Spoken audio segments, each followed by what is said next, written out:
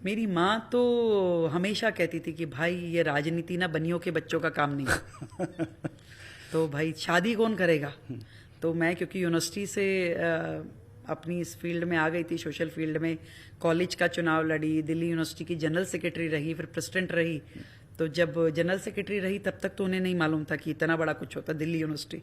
President के time उन्होंने कहा भाई नहीं नहीं हमारी बेटी नहीं लड़ेगी, मना कर दिया पार्टी को।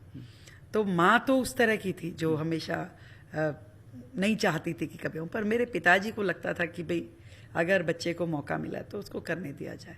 तो ही ऑलवेज स्टैंड विद मी, और मुझे उन्होंने हमेशा सपोर्ट किया। माँ लड़ती भी थी, गुस्सा भी करती थी, उनको भी कहती थी कोई नहीं आप कर रहे हो ना इसका साथ दे रहे हो, कल को आप ही भुगतोगे। तो पर वो हमेशा, मैं आज भी मिस करती हूँ उनको। मतलब he is no more, covid के टाइम उनका डेथ हुआ। Oh I am sorry. तो मैं आज भी उनको याद करती हूँ कि आज वो होते तो बड़ा खुश होते। और ऐसा हर एक के जीवन में होता है, कोई मेरे जीवन में अलग से नहीं है कि मैं कोई फुल प्रूफ सीखी सिखाई पढ़ी पढ़ाई ही मुख्यमंत्री बनी हूँ। अनेक मंचों पे मुझसे गलतियां हुई होंगी। अब मान लीजिए मैंने भाषण दिया विधानसभा में और एक स्टोरी सुनाते हुए मेरे मुंह से एक ठुल्ला शब्द निकल गया, तो मेरी इंटेंशन वो नहीं थी कि भी मैं कहूँ कि मैं किसी अपने पुलिसकर्मी की या अपने किसी जवान को उसको हार्म करना चाहती हूँ, उसकी फील नथिंग। मैं बड़ा सम्मान करती हूँ।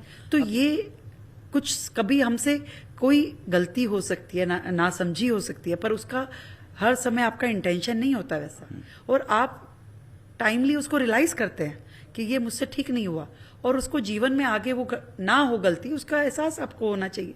और जो है मुझे कोई बुराई नहीं लगती इसमें कि कहीं मुझसे गलती हुई है तो मैं उसे एक्सेप्ट करूं और उसको भविष्य में ठीक करूं।